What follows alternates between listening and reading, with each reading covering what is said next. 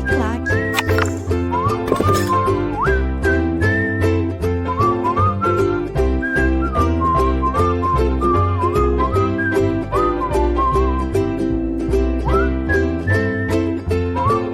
Olá, meus amigos, estamos de volta. Vamos dar continuidade ao finalzinho da nossa aula com relação ao crime de roubo. E nessa oportunidade eu aproveitei também para trazer algumas questões sobre o crime de furto que nós estudamos nas aulas anteriores. Então veja, essa questão aqui de 2018, prova para a gente da Polícia Civil, banca no CEP. Quanto aos crimes contra o patrimônio, é correto afirmar, então olha lá, subtrair coisa móvel alheia para si ou para outrem, mediante grave ameaça ou violência à pessoa, ou depois de havê-la, por qualquer meio, reduzido à impossibilidade de resistência.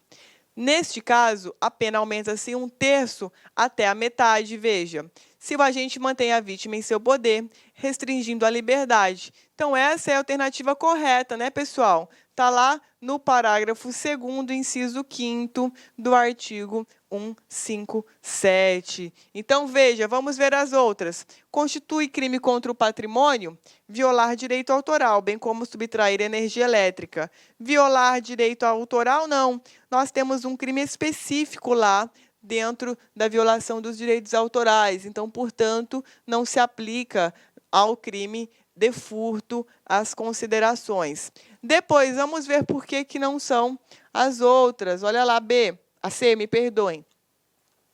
Não é admitido em qualquer dos crimes contra o patrimônio o agente responder por tentativa quando, por circunstâncias alheias à sua vontade, não consegue subtrair a coisa. Gente, que absurdo, né? É perfeitamente possível o crime de tentativa, a pena, né, a redução vinculada à tentativa nos crimes contra o patrimônio. D.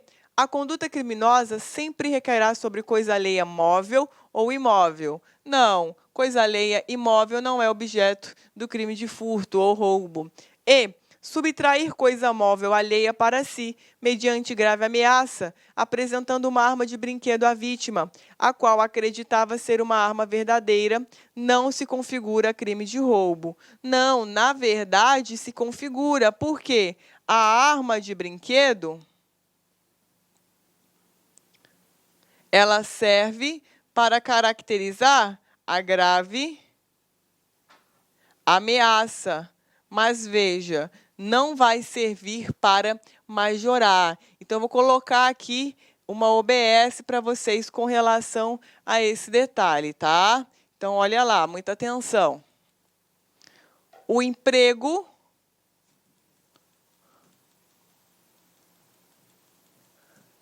da arma de brinquedo durante a subtração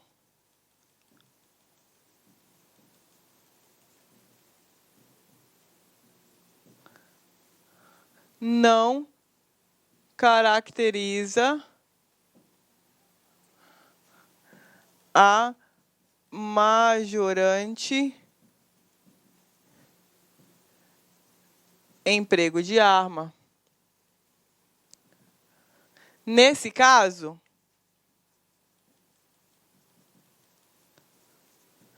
o emprego da arma de brinquedo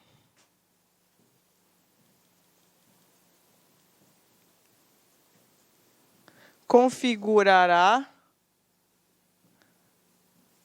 tão somente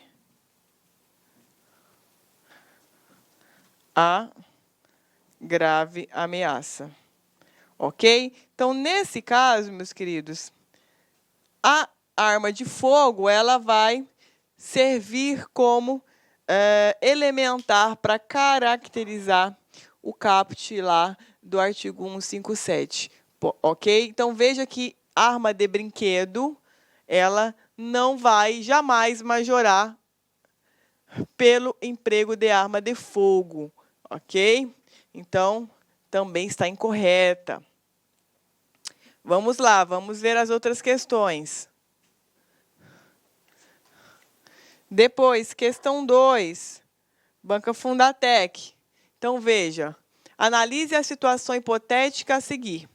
Crakeisson, imputável, sem mais dinheiro para custear o vício em drogas, planejou assaltar transeuntes em via pública.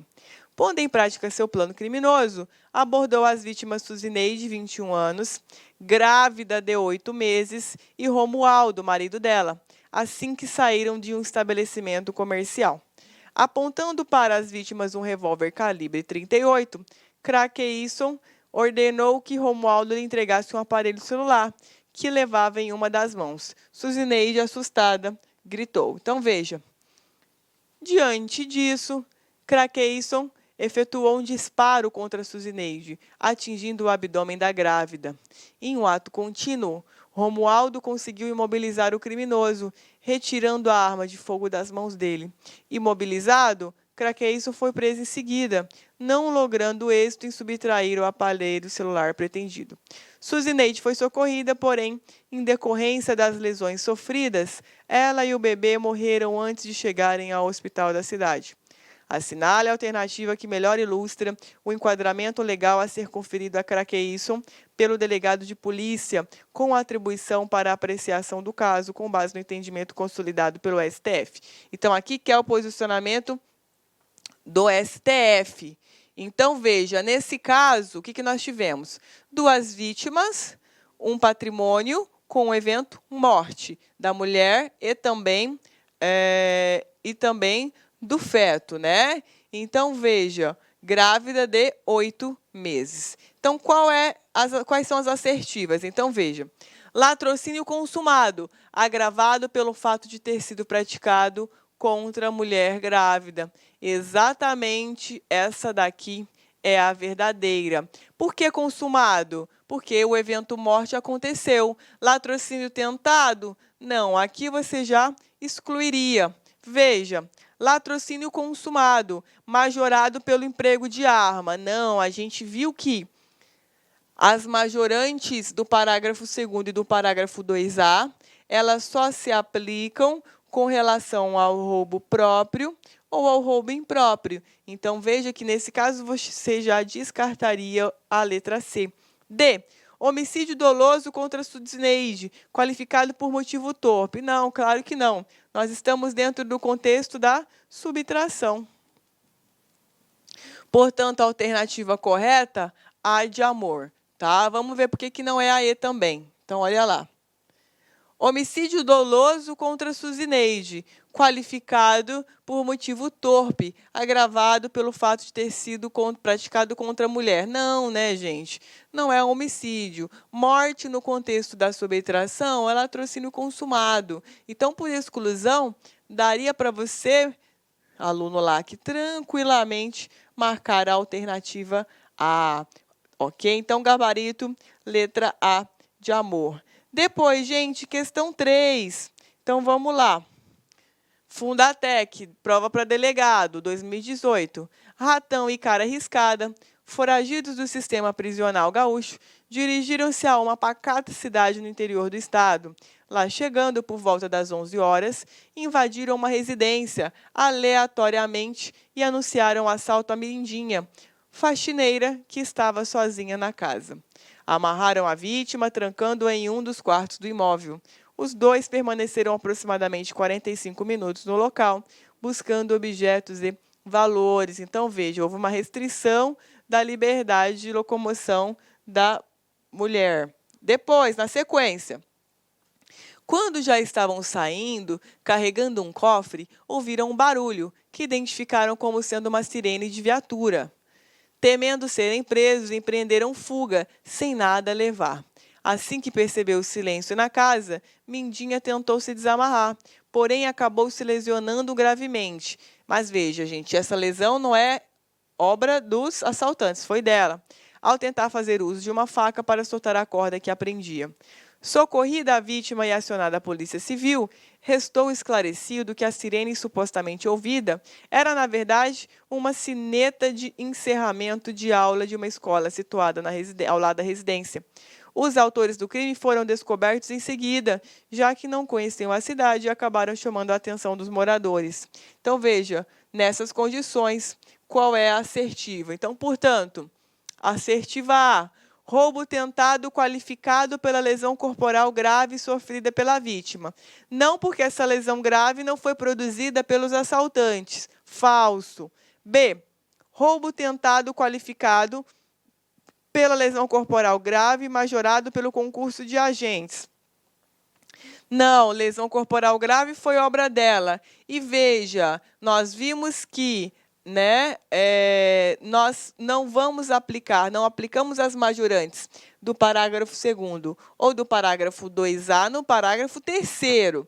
Parágrafo 2º e parágrafo 2A, nós só aplicamos com relação ao 157 caput e 157 parágrafo 1º.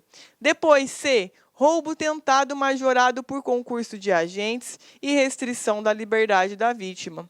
Perfeito, por quê? Veja, ainda que eles tivessem investido ali a posse, eles deixaram lá.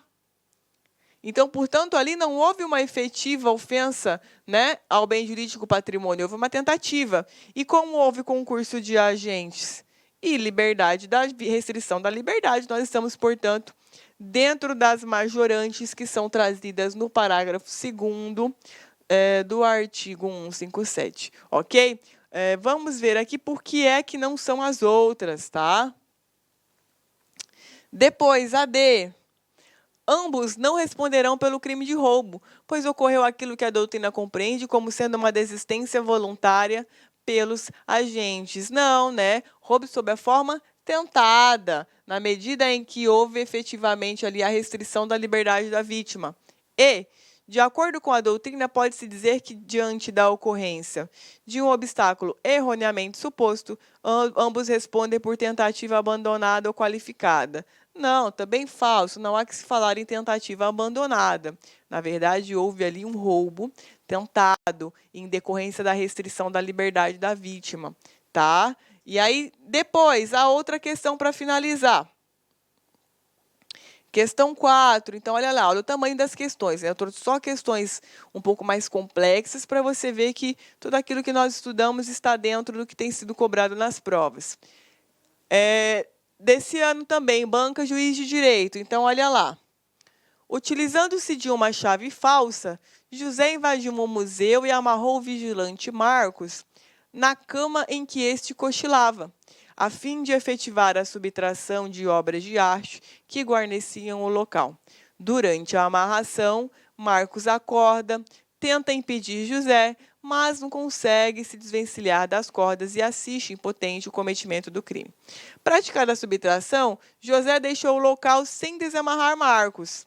Horas depois, por conta de uma inesperada e forte chuva, seguida de inundação, ou seja, gente, olha essa informação aqui, era um evento completamente aleatório que tinha uma probabilidade mínima de ocorrer. Forte chuva seguida de inundação. Em razão de estar amarrado, Marcos morreu afogado. Considere a inundação causa superveniente e relativamente independente. Veja, causa superveniente, relativamente independente, fora do desdobramento normal causal do crime que foi praticado. Então, nesse caso, qual é o efeito? Ora, responde por aquilo que até então praticou, dentro do desdobramento normal causal da subtração. Então, veja, diante desse quadro, José será responsabilizado. Latrocínio? Não. Roubo impróprio? Não, porque, na verdade, ele amarrou para subtrair. Então, é próprio. Roubo em concurso com homicídio culposo? Não, nada a ver homicídio culposo. Roubo próprio? Aqui sim, perfeito. Furto qualificado? Não, houve o emprego da violência para a subtração. Então, veja, o que sobrou aqui foi o roubo próprio. Por quê, gente? Nas concausas relativamente independentes, quando essa concausa ela está fora do desdobramento normal causal, o que acontece? O agente ele só vai responder pelos atos até então praticados. No caso aqui, crime de roubo próprio. Tá? Então, veja aqui o gabarito dessa, que eu considero até a mais complexa, porque demanda do candidato um conhecimento das relações de causalidade, mas ali meio que por exclusão você conseguiria acabar matando essa questão, tá? Mas, gente, eu trouxe aqui essas últimas questões um pouco mais complexas, mas para que vocês vejam que não foge daquilo que nós temos estudado aqui nas aulas no nosso curso, ok? Então, aquilo que é essencial para que você saiba está sendo tratado aqui. Claro, as questões de crimes contra o patrimônio, que são mais complexas, elas sempre vêm acompanhadas de teoria do crime. Então, veja que a dificuldade maior do candidato aqui, nessas questões, não é necessariamente o crime, porque o crime é fácil. Mas veja que aqui, por exemplo, a dificuldade ela morou justamente em nexo de causalidade, que é o artigo 13 do Código Penal, ok? Então, meus queridos, com relação ao crime de roubo, os principais apontamentos, aquilo que era necessário que você estudasse, você abrangeu, estudou aqui nas nossas aulas. Esse material que está nos slides, ele é mais do que suficiente para você matar as questões de roubo e também de furto da aula passada, caso esses crimes estejam previstos no seu conteúdo programático. Espero que vocês tenham gostado. Fiquem com Deus. A gente se vê por aqui e até a próxima. Clique like.